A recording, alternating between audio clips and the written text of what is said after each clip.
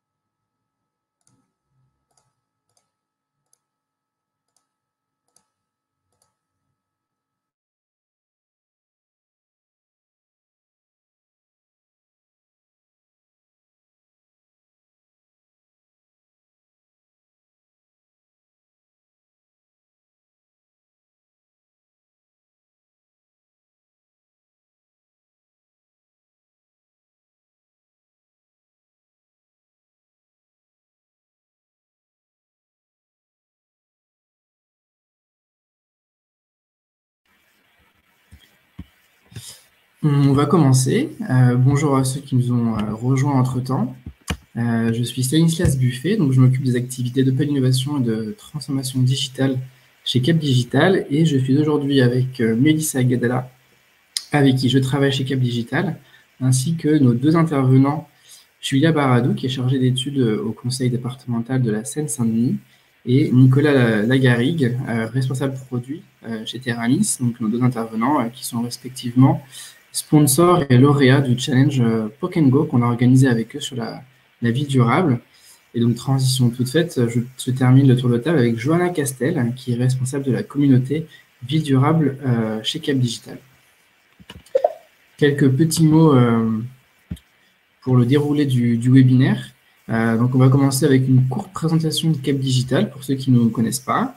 On continuera avec la présentation du dispositif POC & Go, qui est l'objet du webinaire. On aura le retour d'expérience de Julia et de Nicolas, et puis que je remercie au passage pour leur présence et leur temps de partage. Et puis on terminera par les questions-réponses. Donc en parlant des questions, je vous propose de les poser au fur et à mesure dans l'onglet à droite de l'écran, dans la partie questions. Et puis pour l'autre onglet, les chats, c'est pour des questions par exemple de son. On a fait un test juste avant. Normalement, tout est bon. N'hésitez pas à nous dire s'il y a un souci dans le chat. Et puis enfin, dernière information avant de commencer. Ce webinaire est enregistré. Le replay sera donc disponible. Si vous souhaitez le revoir ou le partager avec des collègues, certains inscrits nous ont prévenu qu'ils ne pourraient pas se connecter. Donc j'en profite pour vous donner une idée un peu globale de l'audience, sans être exhaustif. On a pas mal d'acteurs publics comme le CEREMA, l'IRD, la ville de Paris, le Grand Orly-Seine-Bièvre et beaucoup d'autres agglomérations comme Dijon ou Lille ou Métropole de Montpellier. Et puis des acteurs privés comme Suez, Vinci, Bouygues Construction, SNCF, Orange, Veolia ou encore Humanis. Donc voilà, beaucoup de monde. N'hésitez pas à poser vos questions au fur et à mesure et on y répondra dans le chat et puis en direct à la fin. Donc comme promis, une très courte présentation de Cap Digital pour ceux qui ne nous connaissent pas encore. Cap Digital, c'est une association de loi 1901 indépendante qui a été fondée en 2006 et qui est animée au service de l'innovation par et pour ses membres. Donc c'est un collectif unique d'environ 1000 innovateurs qui rassemble l'ensemble des typologies de l'écosystème. Donc on a les startups, les PME, les grands comptes, les collectivités, les écoles, les universités, les laboratoires de recherche, sans oublier bien sûr les investisseurs en capital, et puis les experts qui sont aussi reconnus pour vous guider dans vos projets. On est positionné sur 4 marchés, donc les ICC, industrie culturelle et créative, le commerce, la santé, et puis bien sûr la ville durable qui nous rassemble aujourd'hui. Et en parallèle, on a une communauté IA Data qui vient un peu en transverse de ces 4 filières. Nous opérons comme tiers-lieu, tiers de confiance, puisque notre objectif, c'est de servir nos membres en les accompagnant dans leur stratégie d'innovation. Je termine avec quelques chiffres. Vous avez déjà vu les chiffres sur notre collectif. En interne, on est 40 collaborateurs permanents et on a un pool de 170 experts.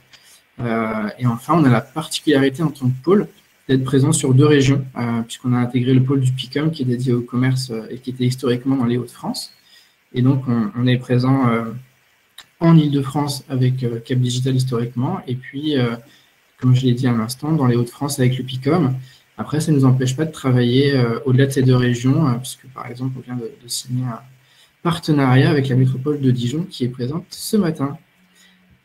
Sur nos activités, on a 4 activités principales. La R&D comme tout pôle de compétitivité pour accompagner des projets et les conseiller vers les meilleurs guichets.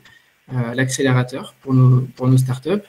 L'open innovation et la transformation numérique dont s'occupe notre équipe et dont fait partie le dispositif POC & Go. Et puis enfin, les projets européens qui sont nombreux, qui étaient nombre de 12 l'année dernière, et on n'est pas très loin pour les projets en cours cette année. Je propose qu'on passe tout de suite sur le dispositif POC & Go qui nous intéresse tous aujourd'hui. Donc, le dispositif POC & Go, pour rappel, juste pour le cadre, nous, on opère depuis 2015 les challenges Big Data dans le cadre du PIA 1. Donc, PIA, c'est le programme d'investissement d'avenir. Et depuis 2018, les challenges numériques avec l'IMT dans le cadre du PIA 2. Ces challenges POC & Go ont pour objectif de permettre aux organisations du secteur public ou privé d'expérimenter et de coproduire rapidement une solution technologique inédite à partir de briques préexistantes portées par des startups, des PME ou des laboratoires de recherche et qui vont être adaptées à vos cas d'usage. Comme vous pouvez le voir, ça fait donc depuis 2015 qu'on opère ces challenges. On en a organisé plus de 20, dont ont pu bénéficier aussi bien des acteurs privés comme Air Liquide, AXA ou Colas, que des acteurs publics, comme aujourd'hui la Seine-Saint-Denis, qui nous fait le plaisir de nous faire un retour d'expérience. Enfin, dernier mot sur ce dispositif donc, qui dure entre 6 et 12 mois. On a vraiment vocation à ce que ça aille rapidement. C'est un des critères clés de ce dispositif, c'est de pouvoir accélérer grâce aux startups et PME votre transformation. On met pour ça à disposition notre réseau de startups, de PME les plus innovantes. On va aussi chercher à l'extérieur de notre réseau quand c'est pertinent et qu'il y a des acteurs qui ne sont pas encore membres de Cap Digital. On travaille aussi avec les laboratoires de recherche les plus pointus, ainsi que des experts marchés ou technologiques, que ce soit du cadrage jusqu'à la réalisation du prototypage opérationnel. Enfin, un point non négligeable dont on reviendra, c'est qu'il y a une subvention pour les lauréats qui peut aller de 70 à 100 000 euros pour prendre en charge une partie des coûts de prototypage. Donc, comme Mélissa va vous le présenter juste après, c'est un dispositif qui est très encadré. Pour information, il y a un nouveau PIA, un programme d'investissement d'avenir, qui va sortir courant juin. Le dispositif POC & Go qu'on vous présente, il arrive néanmoins à sa fin, parce qu'il ne reste plus que 3 tickets à activer avant la fin août, la fin du programme PIA 2. Donc, c'est aussi l'objectif et l'objet de ce webinaire, c'est de présenter ce dispositif qui arrive à la fin, vous faire bénéficier de cette possibilité d'avoir ce dispositif assez rapide, pris en charge en partie par BPI, pour pouvoir prototyper rapidement. Mélissa, je te laisse prendre la suite. Merci Stanislas et bonjour à tous. Donc Mélissa Gadala, je travaille dans l'équipe transformation numérique et open innovation avec Stanislas et j'ai pu travailler dans l'animation de nombreux challenges numériques depuis le temps. En fait, on va vous expliquer un petit peu plus le cadre des challenges numériques. Donc on part d'un certain nombre de présupposés. Ça va être un ou plusieurs sponsors, qu'ils soient publics ou privés, qui ont un besoin métier relativement complexe et qui émanent des équipes métiers en interne et que ces équipes souhaitent adresser. Une capacité à mettre à disposition un certain nombre de ressources, dont des données, et la volonté de réaliser un POC en réponse à ce besoin qui émane des métiers. Donc, c'est la possibilité d'organiser un challenge que Cap Digital offre selon une méthodologie bien précise pour faire appel à des structures innovantes, que ce soit des PME ou des startups, pour la réalisation de prototypes de solutions fonctionnelles en réponse aux besoins émergents via toute une phase de co-construction, donc de collaboration étroite entre le sponsor et la start-up ou PME qui aura été sélectionnée.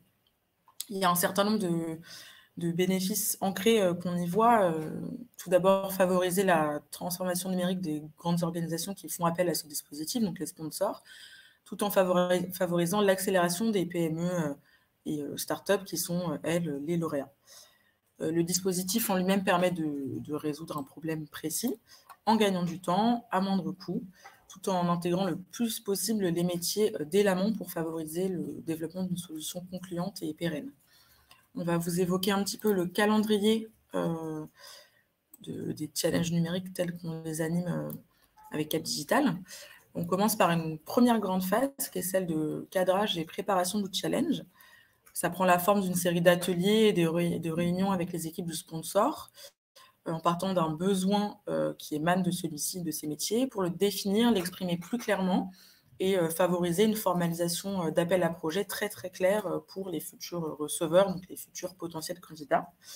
L'appel à projet se traduit par une série de livrables, donc on aura un règlement, un dossier de présentation du challenge assez précise, avec les attendus du challenge, le contexte, les objectifs et les modalités de participation. On aura également un modèle de candidature à destination des futurs candidats. On va également produire une grille de sélection. Donc, c'est la série de critères de sélection qu'on utilisera pour l'évaluation. Donc, avec une grille d'évaluation et des critères qui sont dans cette grille.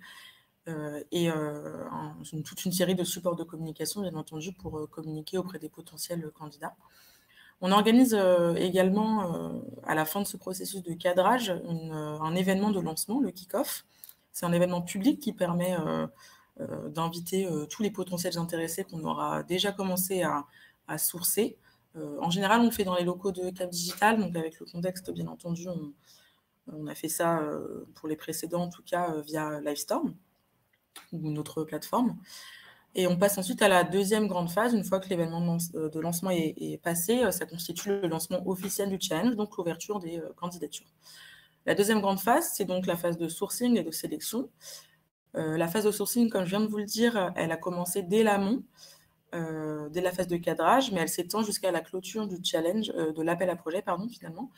On procède à un sourcing qualifié auprès de tout le réseau de Cap Digital.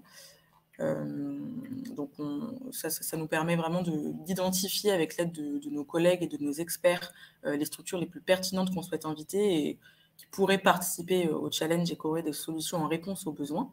Donc on fait ce sourcing auprès de notre écosystème et on communique aussi largement auprès de cet écosystème, à la fois via des relais où on utilise notre réseau, le réseau de Cap Digital pour relayer l'information du challenge, via nos partenaires notamment. On fait aussi des relais réseaux sociaux, des campagnes via les newsletters. Donc ça, c'est plutôt la partie push de la communication. On va aussi opérer une partie pull où on va contacter en direct, donc via email ciblé ou via téléphone, les candidats qu'on aura identifiés. On passe ensuite à la phase de sélection, donc qui est la deuxième partie de cette deuxième phase. Et la phase de sélection commence dès la clôture du challenge. Donc, dès que toutes les candidatures ont été reçues, on va procéder à un processus bien spécifique qui nous permet d'analyser toutes les candidatures reçues. On va s'appuyer pour cela sur la grille d'analyse qu'on aura fournie en amont et préétablie ensemble avec le sponsor en amont. Et on procède à une sélection en plusieurs phases. Donc, dans un premier temps, une présélection sur dossier en s'appuyant sur cette grille. Puis ensuite, une deuxième phase de sélection qui va se faire face à un jury. Donc, un certain nombre de présélectionnés vont pouvoir pitcher leur solution face à un jury qui est constitué des membres de l'équipe du sponsor, des membres de Cap Digital et également quelques experts qu'on peut solliciter selon la nature du projet. Le jury prend la décision de sélectionner 1, 2 ou 3 lauréats selon le type de solution qu'ils souhaitent tester et la qualité des propositions qui lui sont proposées. Et c'est avec ces lauréats que le sponsor va passer à la troisième grande phase, qui est la phase de prototypage des POC, qui dure, elle, de 3 à 6 mois, qui est vraiment celle où le sponsor et le lauréat vont travailler de façon très proches pour co-construire la solution que recherchait le sponsor. Le fait de sélectionner plusieurs lauréats permet aux sponsors de sonder ce dont est capable le marché et de comprendre quel type de technologie est la plus pertinente pour leurs besoins, en collaborant distinctement avec des acteurs différents, avec des approches technologiques différentes. Cette phase de prototypage, elle est aussi ponctuée par toute une série de réunions de travail, de suivi, une réunion de kick-off, bien entendu, en amont du lancement de cette phase-là, et une réunion de restitution finale où les prototypes fonctionnels sont livrés et évalués par le sponsor. Donc ça, c'était la dernière phase du calendrier classique du challenge. On a bien entendu un certain nombre de facteurs clés de succès pour les challenges numériques. Donc nous, ce qu'on préconise avant tout, c'est vraiment le cadrage. C'est une partie très importante du challenge, c'est de cadrer le besoin avec les équipes métiers qu'on implique dès l'amont. C'est le deuxième point principal. Et le troisième point, c'est dès la troisième phase, donc la phase de prototypage, favoriser vraiment un travail selon un mode partenarial entre le sponsor et le ou les lauréats. La valeur ajoutée de Capdigital dans tout cela, c'est vraiment l'expertise avant tout. En fait, on met en œuvre un dispositif qu'on maîtrise depuis 2015 et qu'on a appliqué à une vingtaine de challenges maintenant. Un sourcing que l'on est capable de faire en s'appuyant fortement sur tout notre réseau d'adhérents, startups et PME et au-delà, et aussi auprès de notre écosystème. Et pour finir, c'est ce levier financier qui est double et que va vous préciser Stanislas. Merci Mélissa. C'est vrai que l'accompagnement de Capdigital en tant qu'animateur de challenge numérique, ça permet d'activer un double levier financier. Donc pour le sponsor, à savoir potentiellement vous, c'est le financement partiel de l'animation de Capdigital via le PIA, qui soulage ainsi le coût d'accompagnement. Alors on a marqué à partir de 20K, c'est une fourchette pour dire qu'ensuite ça peut augmenter en fonction de la complexité du cas d'usage, le recours à plus ou moins un plus grand nombre d'experts. Voilà, ça va dépendre de la complexité du challenge, mais on peut imaginer un challenge à partir de 20K. Et puis ça réduit forcément aussi l'investissement dans la recherche du partenaire pour le développement d'une solution. Et du côté des lauréats, comme on l'a déjà évoqué tout à l'heure, il y a un financement partiel des prototypes développés via le PIA qui soulage du coup ce coût de développement. Donc, comme l'a dit Mélissa, on peut avoir entre 1 et 3 lauréats, donc 3 maximum. Et donc, dans le cadre d'un challenge monosponsor, on est à 70 000 € qui va être pris en charge par BPI. Et dans le cadre d'un challenge multi-sponsor, on peut monter à 100 000 €. Donc, pour vous donner un exemple, un lauréat qui serait seul, unique, choisi par le sponsor, qui développe un prototype sur une assiette budgétaire équivalente à 155 000 €, pourrait donc recevoir une subvention de l'ordre de 70 000 €. N'hésitez pas à poser vos questions dans l'onglet questions si vous en avez. Je vous propose qu'on avance et qu'on passe à la deuxième partie, même troisième, sur le retour d'expérience de Julia et de Nicolas, que je remercie encore pour leur temps. On va commencer avec toi, Julia. Si tu pouvais nous expliquer du coup, au début du projet, quel était le contexte et l'objectif que tu avais avec le conseil départemental. Oui, merci Stanislas. Donc, Julia Badarou, je suis chargée d'études, comme Stanislas m'a présenté, au département de la Seine-Saint-Denis, et je travaille précisément à la direction de la nature, des paysages et de la biodiversité, donc la direction en charge de la nature en ville. Pour faire un petit point donc sur le contexte avant qui nous a amené à participer à ce challenge.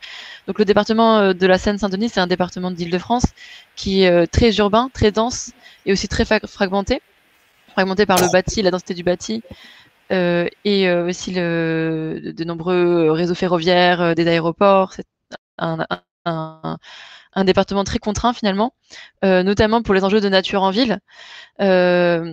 Sur le territoire, on a à la direction de la nature, des paysages et de la biodiversité, on travaille sur de grands parcs urbains.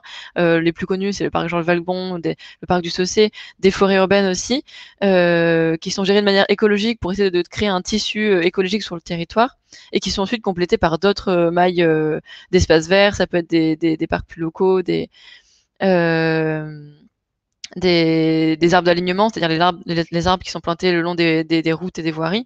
Donc tout un réseau sur lequel on travaille depuis longtemps pour y installer une réelle qualité écologique, avec notamment, si vous voyez les deux cartes présentes, la première carte, c'est la composante de la trame verte et bleue, c'est-à-dire la composante des aspects écologiques du territoire.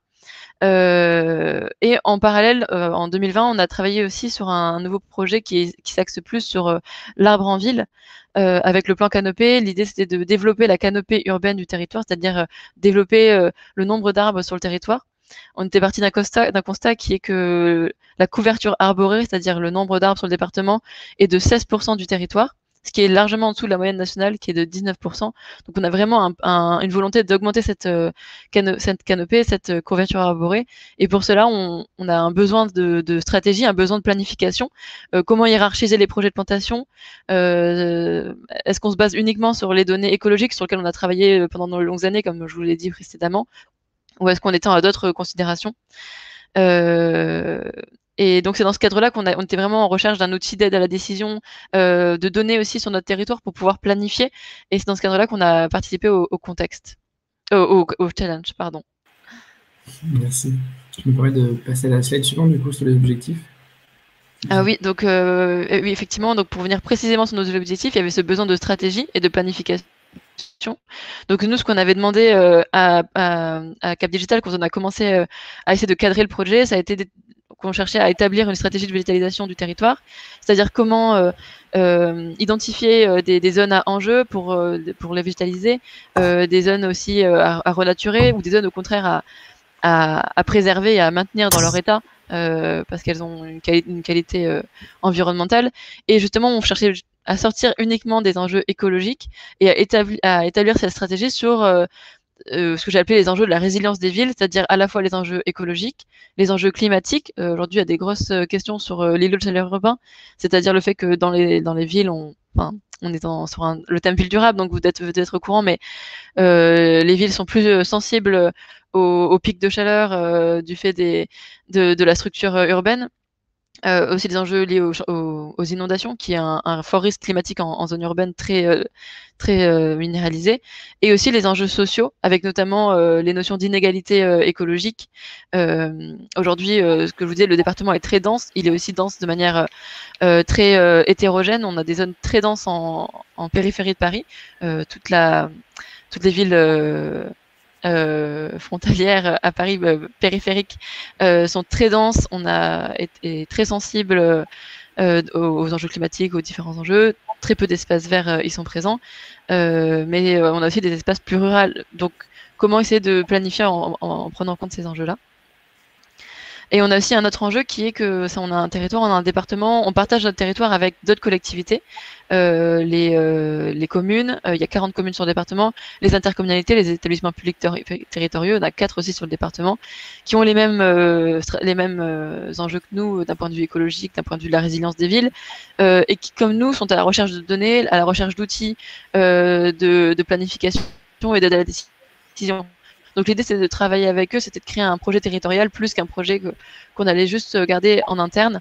Et en plus, si je peux ajouter des acteurs, on travaille aussi au département avec d'autres directions, notamment le challenge Podkengo, on l'a mené avec la délégation de la transition écologique, qui est une direction très transversale qui nous a aussi permis de travailler avec la direction de l'eau, la direction de l'aménagement, de la voirie.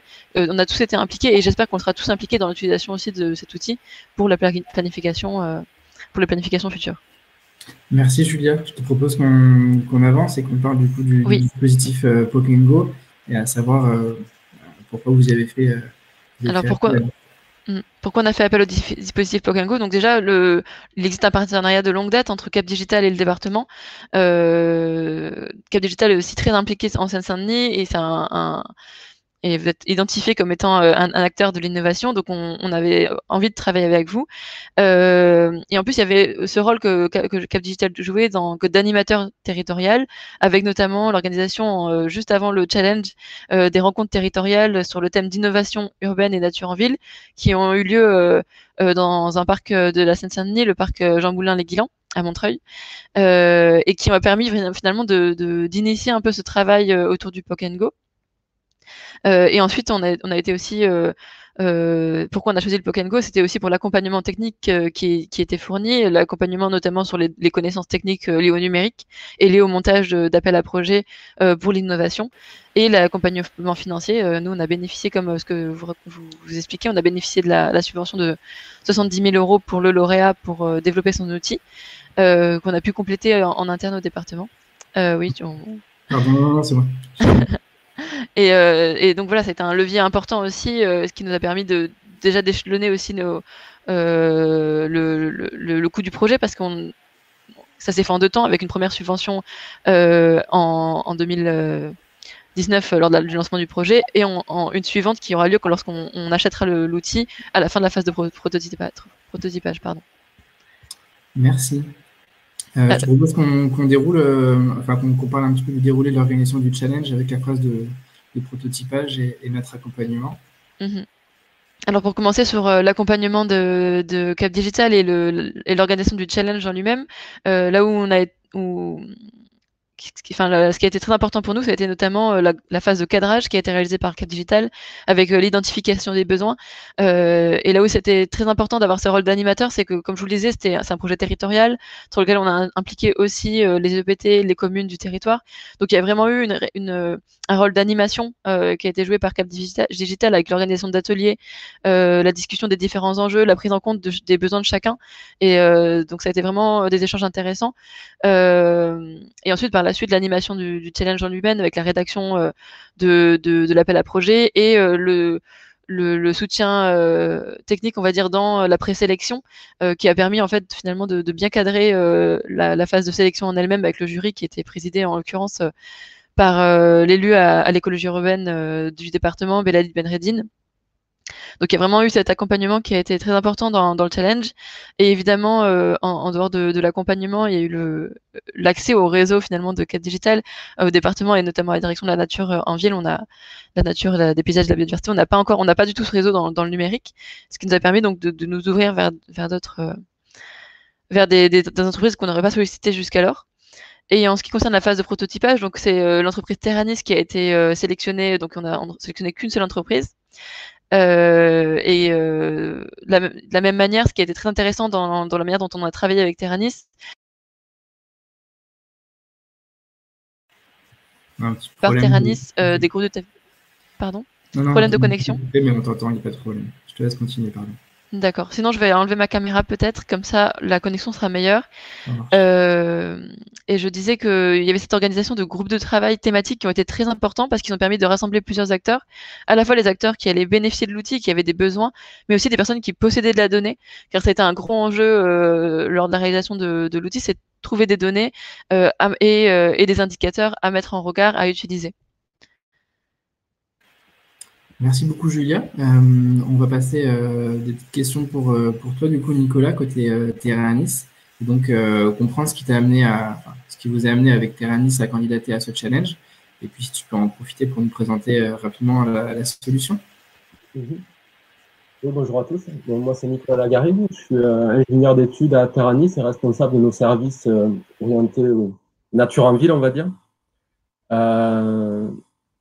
Donc, sur la première question, là, qu'est-ce qui nous a amené à candidater à ce challenge? C'est assez simple finalement, c'est quand on a lu l'appel à projet, ça collait parfaitement avec nos compétences et les développements qu'on voulait amener à certains de nos produits. Rapidement, nous, Terranis, on est une PME d'une vingtaine de personnes basée à Toulouse. Et à Terranis, en gros, on développe des produits et des services centrés sur l'information géographique. Donc, on travaille dans le domaine de l'agriculture, de l'environnement et de la gestion des territoires. Et on est spécialiste en télédétection, c'est-à-dire analyse d'images satellites, d'orthophoto aérienne et dans la production d'indicateurs aussi. Alors, moi, comme je disais, je suis en charge du service de nos produits et services autour de la nature en ville. Et il y a quelques années, du coup, on a développé ce qu'on appelle des observatoires de la végétation urbaine à destination des collectivités, des aménageurs de l'espace urbain. Grosso modo, ça va nous donner une cartographie de l'état de la végétation urbaine. Je ne vais pas rentrer trop dans le détail. Et à partir de ces cartographies de végétation, on va pouvoir développer toute une batterie, en quelque sorte, d'indicateurs thématiques autour de l'écologie, du cadre de vie, de la qualité de vie en ville. Et ça va également du coup permettre de créer un diagnostic du territoire à un temps T. Et également, ça va permettre après à nos clients derrière d'optimiser des prises de décision, notamment en mettant l'accent et en focalisant sur des zones et des secteurs à enjeux prioritaires. Voilà. Rapidement, du coup, pour faire assez rapide sur le prototype, dont les grands enjeux là, du prototype, c'était de justement, comme le département là, se lance dans un plan canopé sur beaucoup d'années, l'objectif c'était de mettre à sa disposition un outil pour accompagner sa stratégie de végétalisation. Donc, à la fois un outil de visualisation de la végétation et de différents jeux de données, un outil d'analyse et d'aide à la décision, voilà, pour appuyer toutes les activités des acteurs du territoire.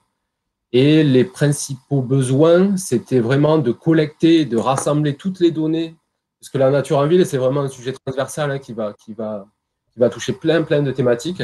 Et on avait la chance en région, en Ile-de-France, d'avoir à disposition beaucoup de jeux de données. Hein. Je parle de données géographiques, du coup, mais par contre, ces données, elles étaient éparpillées dans tous les sens et l'objectif, c'était vraiment de les rassembler dans une seule et même interface. Voilà, et tout ça pour arriver après à un état des lieux du territoire et le développement d'indicateurs thématiques. Merci Nicolas. Ouais, je te laisse enchaîner du coup pour savoir comment tu as perçu le processus de sélection.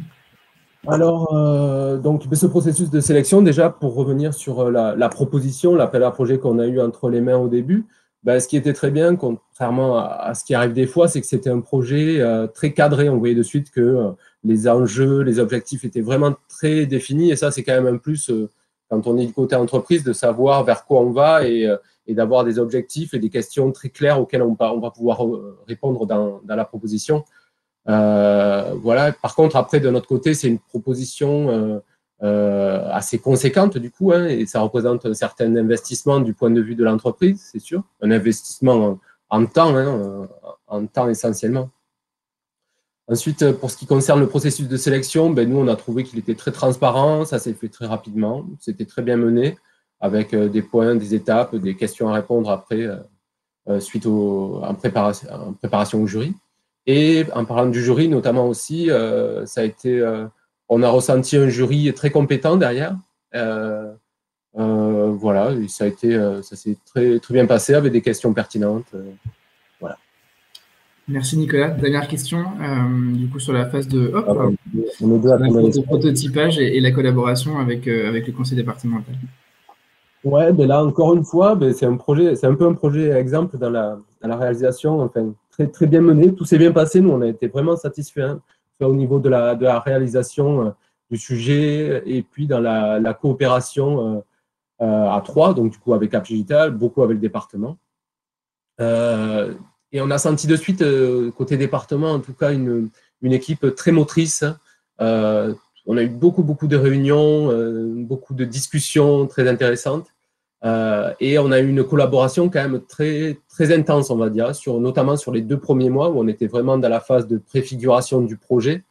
On avait décidé, nous, dès notre proposition, de mener ce qu'on a appelé des ateliers techniques thématiques, parce qu'encore une fois, la végétation en ville, c'est vraiment un sujet transversal et nous, à Terranis, on n'a pas toutes les compétences, que ce soit en gestion de l'eau, en climatologie, etc.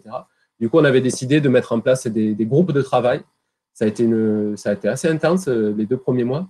Mais justement, cette collaboration là avec le département, ça nous a permis aussi de mélanger nos réseaux. On avait vraiment des réseaux complémentaires et de rassembler beaucoup de gens intéressants autour des tables de travail. Ensuite aussi, il faut souligner qu'il y a eu un passage de relais. Laure Guenard, avec qui on a démarré le projet, donc, qui était responsable du projet initialement au niveau du département, a quitté son poste et a été remplacé par Julia en cours de projet. Le tuilage s'est super bien passé également.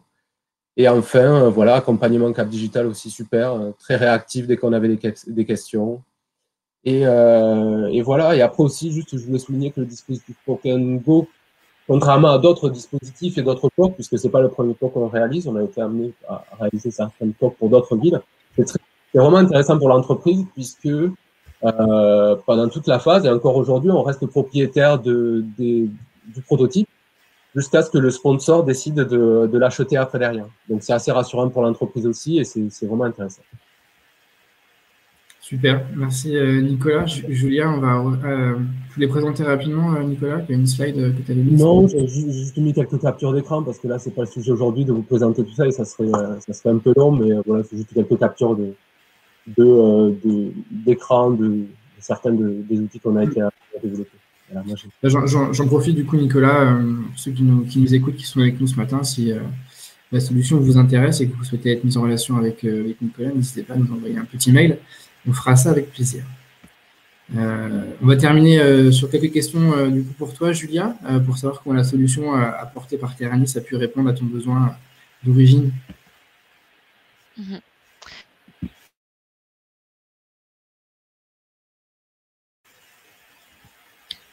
Julia, je pense qu'on t'a perdu. Est-ce que tu peux couper ta caméra pour avoir un meilleur son?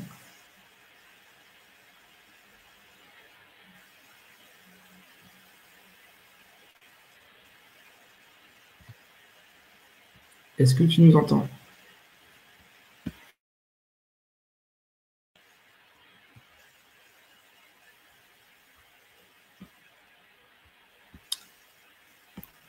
Je pense qu'il a un problème de micro.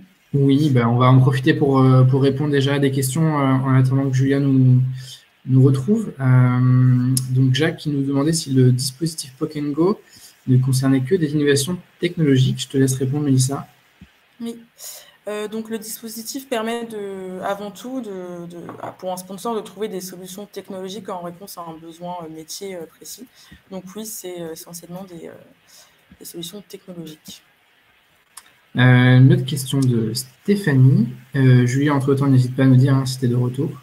Donc, à l'issue du challenge, il y a donc possibilité de commercialisation de la solution auprès du commanditaire selon des termes financiers et de propriété intellectuelle qui seront à définir entre le commanditaire et le fournisseur de solutions. Oui, alors comme Nicolas vient de le préciser, le lauréat garde la propriété intellectuelle de la solution qu'il développe tout au long du challenge et même après. Il y a bien sûr la possibilité d'établir une collaboration plus pérenne entre le lauréat et le sponsor en aval du challenge. Et cette relation ensuite qui sera mise en place se fait dans des conditions de marché classiques. Donc l'utilisation de la solution peut se faire, mais en respectant les procédures habituelles de commande. Voilà, c'est un dispositif, comme vous le disiez, qui est encadré par BPI. Et donc, ce qu'il nous demande pour valider un ticket, j'ai expliqué qu'il en restait plus que 3 jusqu'au 31 août. L'idée, c'était juste d'avoir une marque d'intérêt et un engagement d'un sponsor.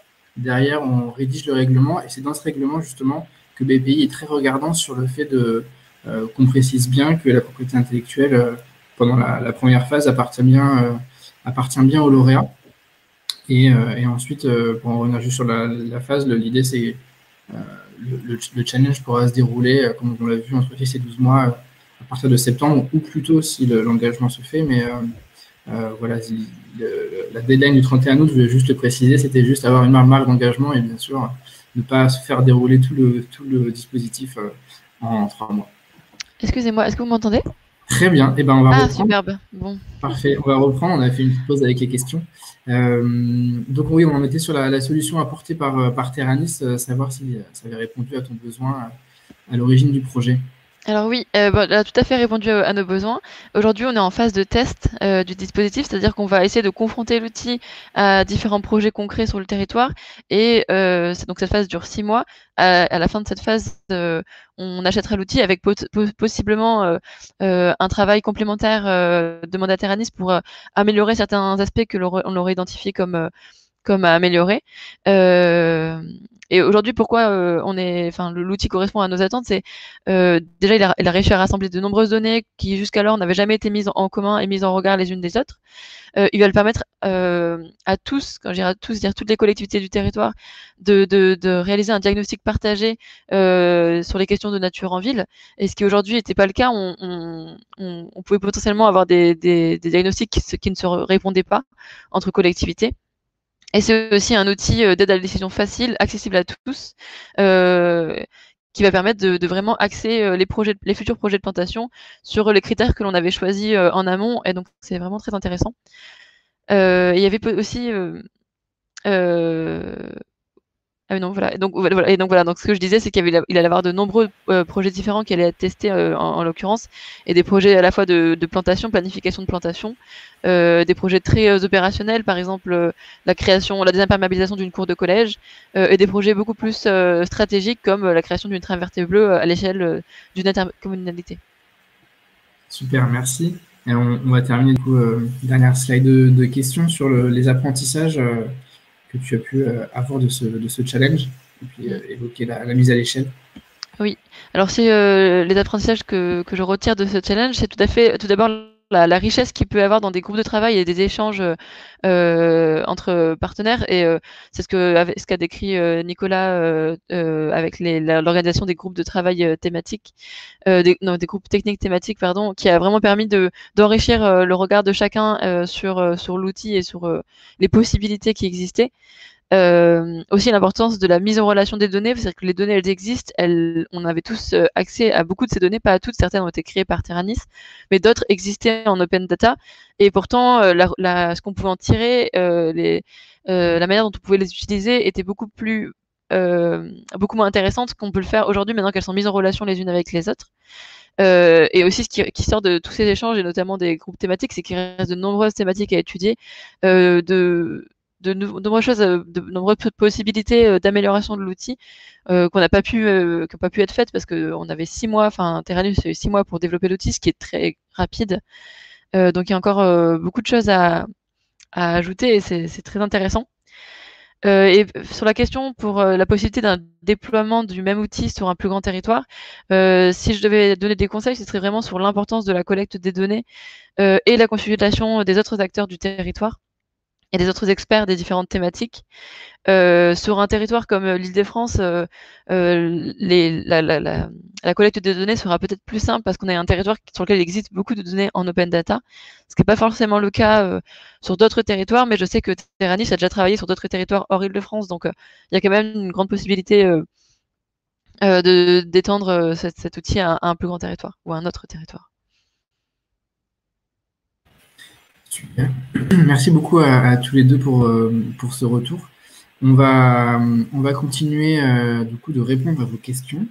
On a une question de Tiffany pour savoir si l'écosystème est composé seulement de startups qui sont en phase de prototypage, ou est-ce qu'on a des équipes qui sont plus avancées donc, par rapport à l'écosystème de Cap Digital. Je vois, Johanna, et je te remercie que tu as répondu dans le chat. Je te laisse du coup répondre pour que tout le monde ait la réponse. Oui, bonjour et merci pour votre question. Alors, effectivement, en fonction des thèmes qui sont abordés par les challenges, en fonction des besoins et des technologies aussi auxquelles on pourrait faire appel, on est une équipe interne de référents de communauté et on est associé au sourcing en fait des solutions possibles pouvant répondre aux challenges. Donc, on est une personne par communauté. Moi, je m'occupe plus précisément de tout ce qui a trait à la ville durable, mais on travaille en commun avec le référent autour de l'IA et de la data, du retail et des services. Donc, on peut aussi croiser différents projets et on organise un sourcing qui va vraiment puiser dans les ressources que nous avons dans notre écosystème d'adhérents, avec des entreprises qui peuvent parfois être en apparence éloignées du sujet, mais qui développent des projets qui pourraient tout à fait trouver une adaptation pour vos thèmes. Donc, on a effectivement parmi nos 1000 adhérents un écosystème avec des projets qui sont à toute phase de développement, une au tout début, vraiment au prototypage, et puis d'autres qui sont déjà en phase très mature, mais qui développent de nouveaux produits et services. Donc, l'idée, c'est vraiment de travailler, même si l'entreprise est mature, sur de nouveaux produits et services qui sont vraiment en phase là d'industrialisation. Donc, c'est tout à fait possible. En tout cas, sachez que le sourcing est fait de manière assez extensive et à la fois très précise par rapport aux besoins. On est en capacité dans nos réseaux, à la fois adhérents et partenaires, de sourcer des solutions vraiment très pointues pour cela. J'espère avoir répondu à votre question, mais en tout cas, on travaille sur les sujets de ville durable, mais aussi sur d'autres. Merci Johanna. Mélissa, je vois qu'on a une autre question de Stéphanie sur le profil des membres du jury, à savoir est-ce qu'il est composé d'entreprises, de Cap Digital ou de BPI. Oui, merci Stanislas et merci Stéphanie. Donc, j'ai déjà répondu, mais le jury est constitué, c'est décidé par le sponsor, avec l'aide de Cap Digital, bien sûr. Donc, 2 membres des équipes du sponsor qui sont impliqués sur le projet dès le début, bien évidemment, ainsi que d'autres décisionnaires côté sponsor, généralement. Les équipes du projet côté Cap Digital sont impliquées dans ce jury et on peut mobiliser des experts externes selon le type de projet et le souhait du sponsor également. Mais la BPI France n'est pas impliquée sur cette phase, sur aucune phase d'ailleurs. Donc, non, pas BPI France dans le jury. Question suivante de Tarek, pour savoir, dans le cadre du POC & Go, s'il peut y avoir un projet collaboratif entre une UTI et une université. Alors, pour la proposition d'un cas d'usage, donc un besoin, oui, peut émaner d'un partenariat entre une TU et une université, pourquoi pas, bien sûr. Oui, je précise, on disait qu'il y avait entre 1 et 3 lauréats, donc il peut y avoir des petits consortiums qui se montent pour répondre à plusieurs. On a une dernière question, n'hésitez pas, hein, s'il y en a d'autres à poser entre-temps, on y répondra avec plaisir, de Gérard, pour savoir à qui s'adresse un challenge. Mélissa, je te laisse encore une fois répondre. Oui, merci. Donc, en fait, les challenges s'adressent en réalité à plusieurs types de profils d'entreprise. Donc, la solution que le challenge va permettre de développer est destinée aux sponsors qui propose un cas d'usage pour lequel il a besoin, un besoin qu'il a besoin d'adresser. Et de l'autre côté, des bénéficiaires aussi des challenges peuvent être tout à fait des lauréats, des projets lauréats qui ont des solutions à proposer à ces sponsors-là qui ont ce besoin. J'en profite simplement pour faire une toute petite correction sur notre réponse à la question de Tarek. Donc, je pense que j'avais mal compris la question, mais oui, pour un POC & Go, en tant que projet lauréat, ou projet candidat, tout simplement pour commencer, ça peut tout à fait être une réponse d'un groupement, comme l'a précisé Stanislas, d'entreprise. Cela dit, pour prétendre aux subventions, il faut être une entreprise française de taille PME maximum. Et je complète du coup, juste pour Gérard, si vous avez un challenge et des idées en particulier, n'hésitez pas à nous contacter. Il y a nos adresses mail sur la slide et puis pour vous donner un petit peu des informations sur la suite, vous allez recevoir un petit mail suite au webinaire avec des questions et puis nous, on reviendra vers vous pour savoir si le dispositif vous intéresse, si le timing est le bon, si vous avez un cas d'usage pour utiliser ce dispositif. Et puis si on voit une pertinence à proposer un challenge multisponsor en étudiant les différents cas d'usage qui sont remontés. On pourra très bien organiser des réunions communes, puisque c'est aussi notre rôle en tant que tiers de confiance, dans la mesure où toutes les parties prenantes sont intéressées et sont d'accord. Je vois qu'il n'y a plus de questions. Je vous propose qu'on clôture ce webinaire. On avait prévu 45 minutes, on est à 47. Le timing est pas trop mal respecté. Donc merci encore à Julia et Nicolas pour votre participation au webinaire. Merci à vous tous pour vos questions. Et n'hésitez pas à nous contacter si vous avez des questions qui émanent après ce webinaire et nous, on fera un plaisir d'y répondre. Je vous souhaite une très bonne journée et j'espère à bientôt. Merci à tous et à toutes. Merci, au revoir. Au revoir tout le monde. Au revoir.